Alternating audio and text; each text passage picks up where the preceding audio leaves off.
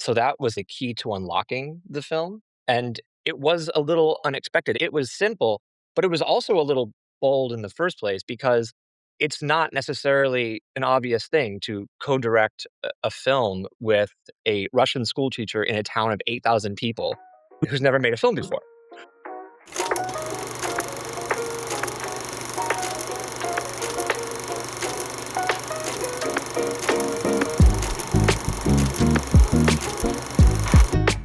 Good day, filmmaker David Borenstein of the brilliant film Mr. Nobody Against Putin. David, how are you today? I'm doing really well, excited to talk with you. I'm excited to chat with you about this film as well. I think the thing that I take away from it is that you don't need to come up with tons of moving parts to have a brilliant documentary. You can have just like a Russian school teacher secretly documenting his school and have it be award winning and just really resonate with people. So, what has been the most surprising part of this journey for you when you were like exchanging videos with your co-director on this? Would you have predicted this kind of response to the film? I think the most surprising thing is just how simple it did become. I think you're right to Yeah. say that. I think in the beginning, it wasn't immediately apparent that this could be as simple as just making it with Pasha, the co-director. He Right. actually responded to a casting call in the beginning. So in the beginning, we were filming him as a character. And as it often turns out in documentary, you have all of these kind of conceptual ideas in the beginning, and then slowly throughout the editing process, you just find the most simple way to do it. Yeah. And the most simple way to do it here was simply to go into the first person and have Pasha come on, not as a character, but as a true co-director and truly root this in his perspective.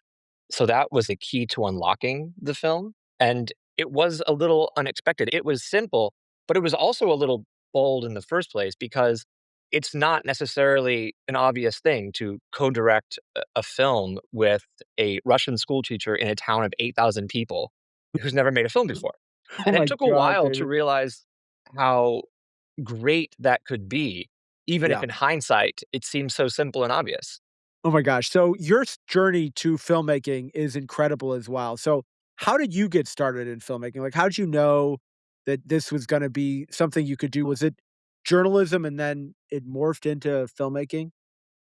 I actually started my career in media in China. The Yeah. very first time that I was involved with cameras of any sort was actually as a Chinese speaking host on Chinese TV because I majored in Chinese language.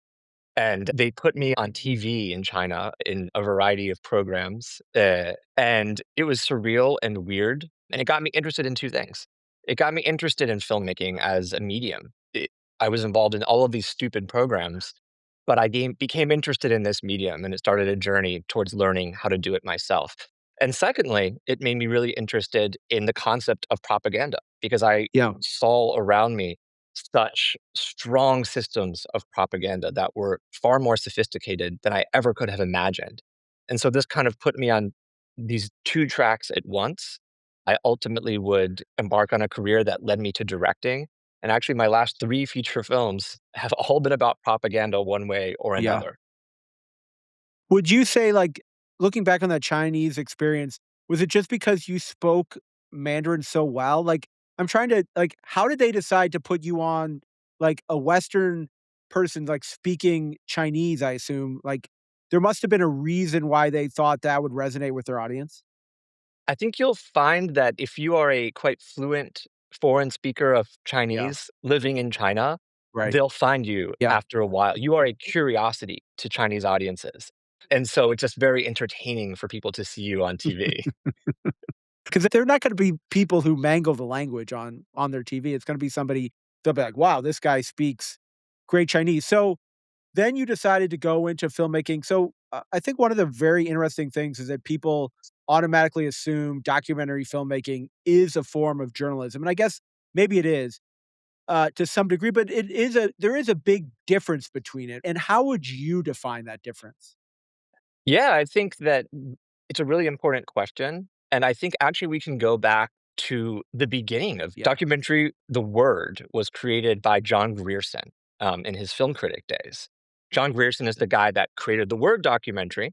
He's the guy that created the first film board and the film funding body in Canada.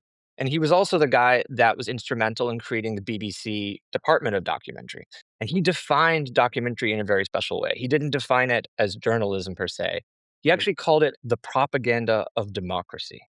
And I think that's a really interesting way of putting it. Documentary from the beginning has really been part of the kind of democratic project. It has its own values since its founding. Of course, this is changing in recent years with the true crime boom and a lot of the ways that it's evolved in the last 10 Right. years. But traditionally, in Western democracies, there's a strong value set within documentary, and it's connected to democratic ideals. It's connected to creating media that helps people think about their place in society in a way that they can participate in democracy fully. That's how I've always looked at it. I've looked at it as maybe a little different than the neutral and dry Yeah, right. presentation of information. And it's in this film, Mr. Nobody Against Putin, I had a lot of discussions with the co-director Pasha about that. He would say, "I don't want to make propaganda. We are combating propaganda with this. Oh, And I just don't want this to turn into propaganda." And then we got into all these philosophical debates about, aren't we putting our own values into this? Don't you have your values? And at the end of the day, this is a very subjective film. It's rooted in his perspective. I feel like this is a very meta question here, David, but I feel like you would appreciate a documentary on the making of Mr. Nobody Against Putin. Like, I know I would. I'd love to have these conversations recorded and actually be able to make a documentary on the making of this.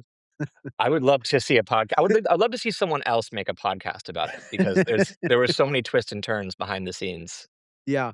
So logistically, how did it happen? So he would send you the recordings as they were happening. Was it just like one at the end, more at the end, or like you'd be getting the footage in drips as Pasha went on? Yeah, so we had an Okay. encrypted FTP server, and nearly Okay. every night he would upload new material to me. It was a surprise every morning. Pasha filmed whatever was around him, and he also Okay. filmed things when he got really angry. He'd pick up a camera because he felt so trapped. And he would just film something in a fit of emotions, and so it was something different every day. Some days you'd wake up with a strange, like, rap project, like a music video he filmed with the Right. kids. Another day, I would wake up with an hour of him walking around town in first person perspective or eating cabbage soup just while filming. And then other days you'd wake up and you'd see video footage of Wagner soldiers teaching Yeah. kids how to use grenades in the school. And how did he become familiar with the camera? So he originally applied as an actor for it. Did he have experience behind the camera? Like, were you helping? I'm sure you were walking him through a lot of these more technical aspects of directing. Yeah, so the way it worked out is the very first shoot we did, I sent a DP to Okay, his hometown and filmed with him. And then in the okay, very first delivery of material back to me, there was a folder of footage that he had shot himself. And that footage that I saw, of course, it wasn't as beautiful as the DP, who was using a very right. expensive camera and is quite trained and experienced. Pasha was just using the school camera, which was like a cheap little DSLR. But I loved that material the most. I Yeah. loved it so much. Again, it had a lot of first-person cinematography. It reminded me almost of John Wilson. It Ooh, reminded me of Five Broken Cameras. These kinds of things where you are embodying him behind the camera, and you're feeling a strong presence behind the camera. I really felt like I was embodying his daily life through looking at it. And through looking at that footage, I realized this film should be from his perspective. He's the person that I care about. And this type of visuality is what helps bring me into that space. And so from that moment, I started suggesting to him that he becomes a director on this with me, and we just do this together. And it started from there. There's also an important point that as time went on with this project, the security issues got tighter and right. tighter. Like Oh, within I the bet. first 6, 7 months, there was new laws in Russia, a treason law, foreign agent law, that made it really tight to make this project. And sending a DP to Karabakh became increasingly unfeasible. It was too dangerous. So also him becoming a director helped solve that problem. I appreciate just all the knowledge you have about the history of documentary and then just all the skill sets you bring to it. So, what would you tell somebody who would want to do a project like this? So, co-directing a project, a documentary that you aren't physically at must have been a challenge for you. Yes. It at first, just don't give up. Keep on Yeah. trying. It's there were so Up many with the way. points where I thought about quitting or walking away because it was so hard. Right. But don't give up. Just keep on going. Second is you need to listen. You really need to listen. If there's one thing that I learned in this process, this is the first film that I ever have co-directed. And it was a co-directorship with a really unexpected person. If you told me I would have made a film with Pasha a few years ago, it would have been unbelievable. Yeah, But I think what I learned is you don't need to have all the answers, and you can do so much more if you truly open yourself up to someone. And it could be anyone. It could be a teacher in a small town. Through truly making this a co-directorship, by listening to him, by hearing him, and by finding his own vision and what he brought to the table, something was made that I just couldn't have done myself. And that's just what I would recommend. If listen, communicate. We were apart, we were far apart, but we talked every single week and we had long that's awesome. conversations and just listened to each other. That's fantastic. So there's 2 people credited for editing. So the editing process, you would review the footage, and then would you send it to other editors? Were they just helping you out on that process? How did the final film get made?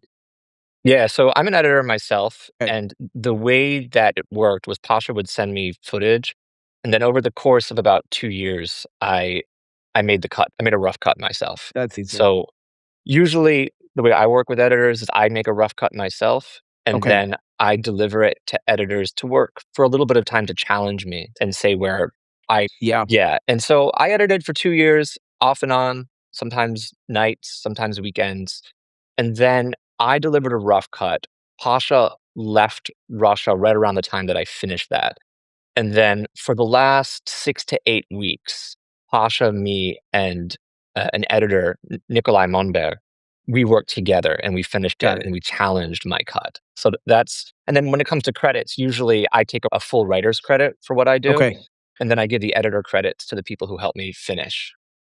That's fantastic, David, and it all makes me wonder, like, when I see something just edited by the director, it makes me wonder, are they just not crediting people that help them, or did they just not show anyone the cut for it? Like, I love what you said about, "Okay, this is my cut, but let me challenge that with someone else's experience." When you see that, do you think they're just, like, not crediting somebody who actually helped with it? Yes, yes. I think it's really important as director to be generous. You're already the director. You don't need to take every single credit. When I see someone like a director take every credit, I'm rolling my eyes. It's also just not nice. Oh, I love that, David. So, where do you put this film, like, in the firmament of, like, Russian video? There's a whole sort of scene of, like, Russian films and, like, fighting against Putin in ways of just, like, media.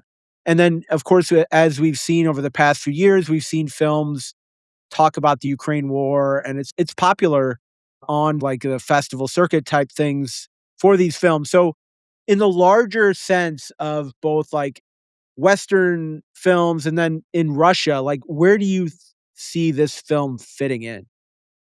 I think it occupies a very unique space. For me, and a lot of that comes out of what I just spoke, I think, about this co-directorship. It Yeah, has an American lens, obviously, through me, although I live in Europe, so there's that too.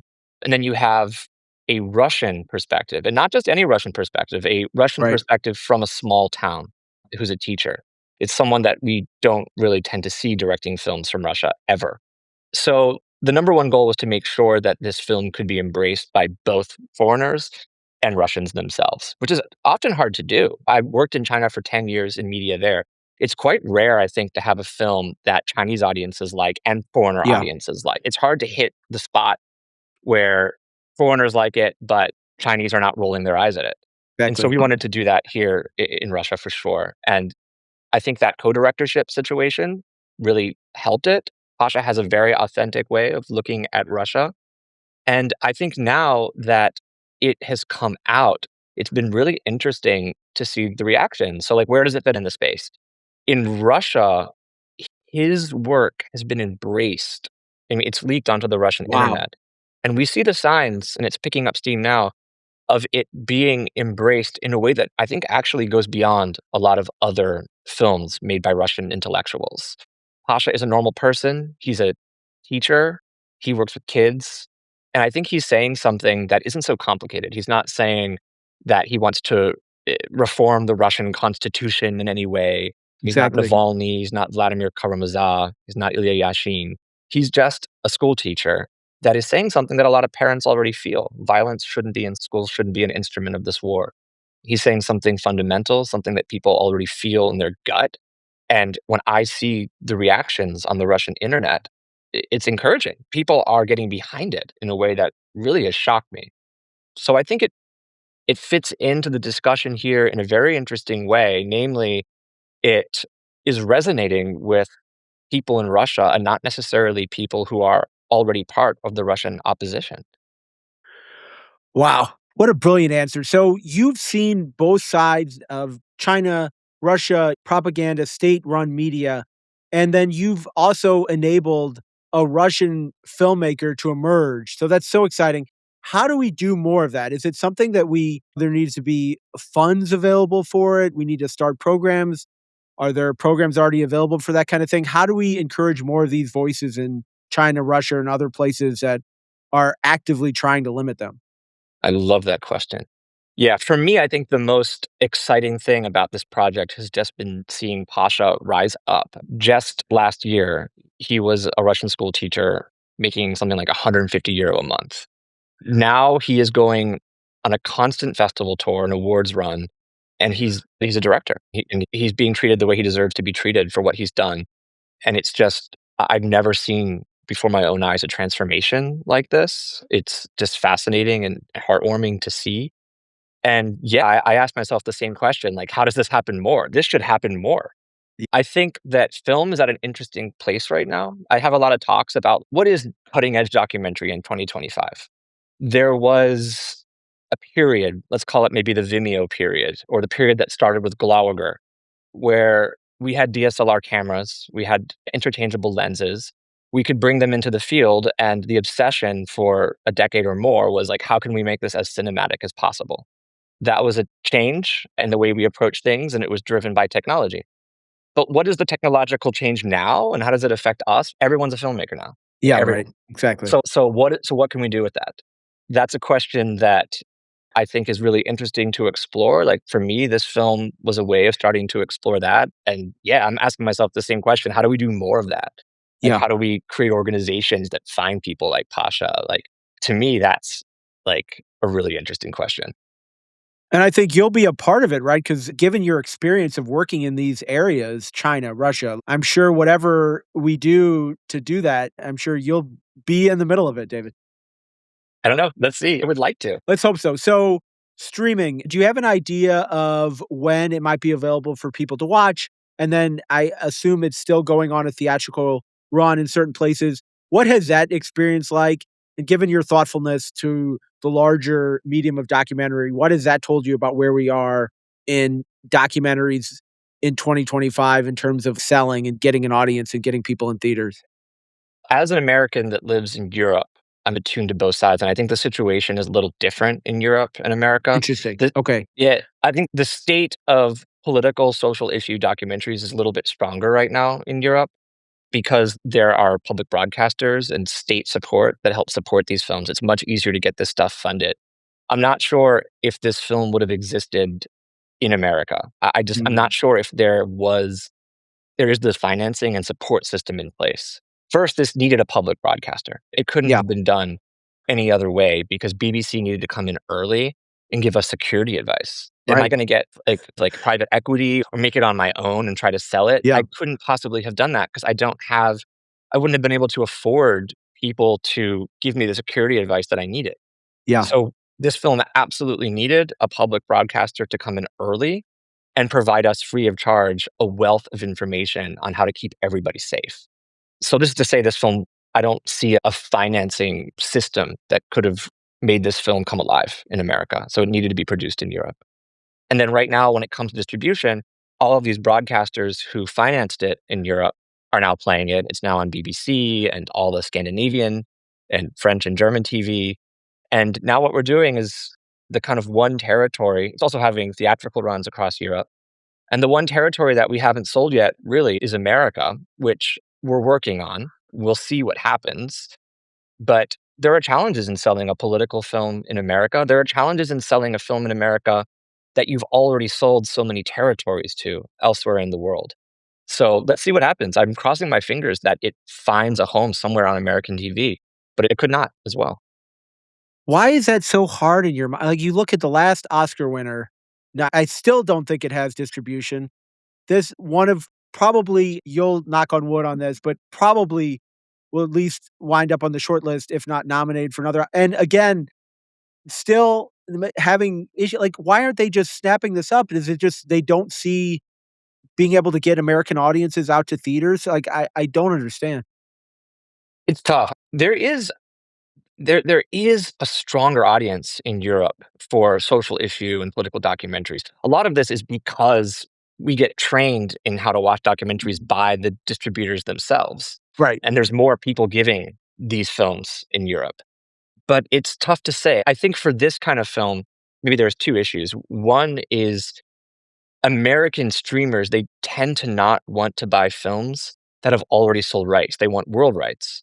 Right. And that clashes with the European way of financing a Mm, documentary because we finance our documentaries by selling them to TV stations in Europe.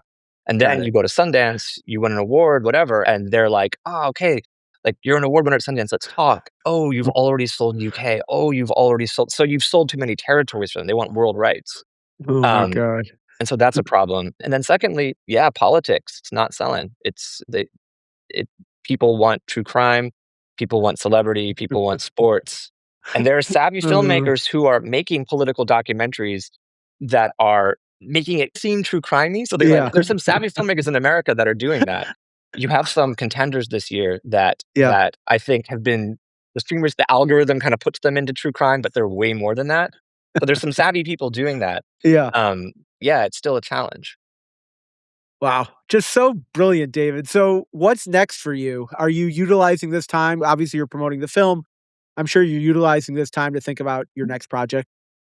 Definitely. Yeah, and I'm still really interested in getting into the big kind of countries that we don't understand enough, Russia and Yeah. China. I think it's for me, that kind of is what started my path to documentary was just seeing how important it is to understand what's happening in these big countries that you see in the news.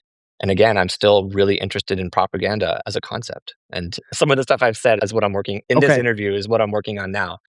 But I don't want to jinx it. I want to just got it. I'm I'm still sure your filming. family is like, "Wait, he wants to go where?" Like, "Why don't you just stay in Europe, David? Make documentaries about, like, cooking or something You like that." sound just like my mom. It is a safety where, so that brings it to a serious question. I know there are some nonprofits that talk about helping documentary filmmakers understand safety risks, but it is, in this case, it is a real issue for both you and Pasha. You're making, especially Pasha, making a film about a regime that has poisoned people outside of the country. So how do you are documentary filmmakers staying safe enough? Are there enough resources for people to learn about managing that kind of thing? I think I will use every chance in this interview to give shout outs to public media. Public media is really necessary for this. I think if public media goes away in the United States, if it were to weaken in Europe, I think we would be alone. I would have faced a situation if I didn't have public media of having this amazing material in Russia, but having no one to ask questions on Right. what to do and how to stay safe. And what would I have done? Would I have rolled the dice and risked getting Pasha Uh, in trouble to make yeah. this film that I knew could be amazing? I don't know, but people shouldn't be having to be tempted to do that. So it's much better to have a network like PBS come in early and say, listen, we have a newsroom, we have people who understand Russia, and we're just going to connect everyone. And everyone can talk and figure out how to do things. So if you want to talk about the state, I think if the state of safety, if public media goes down as it is in America, then safety will get worse. I feel pretty certain of. Fantastic. So, David, Indie Film Podcast, love hyping other people's projects. I'm so excited to hear your response to this because you've been to so many festivals, met so many other directors. Is there an indie film or filmmaker out there that you wish more people knew about? You know, I think a lot of people know him, but I find in the documentary space in the festival world. A lot of people don't know him. So I'm just gonna say it, Nathan Yeah. Fielder. Love him Oh, so yeah. much. And I just think that The Rehearsal was my favorite documentary of the year. Finding Francis was Yeah, my favorite documentary of that year. There's a lot of innovation in documentary happening in TV. I love that answer because he does do it, and I love the way that he does it in a way that just not making it like a complete bit. Like he does it in a way that seems genuine and not, "Oh, let me just mess with the format." And I feel like so many documentaries are just like they do try to mess with the format, but it's so visible. And whereas Nathan Fielder is just upfront with how he is, and it ends up being a little strange just from what he brings to it. But that's a fantastic answer. So, David Borenstein, this has been such a fantastic conversation. Obviously, just so knowledgeable about documentary. The film is Mr. Nobody Against Putin. Is there a way to find out when it'll be streaming in the United States? Instagram? Is there a website for the film? Yeah, you can follow the film on Instagram. You can Okay. follow me on Instagram, and we're constantly giving updates about the film. It will be available in America one way or another. We will have a Okay. theater release, we will have VOD.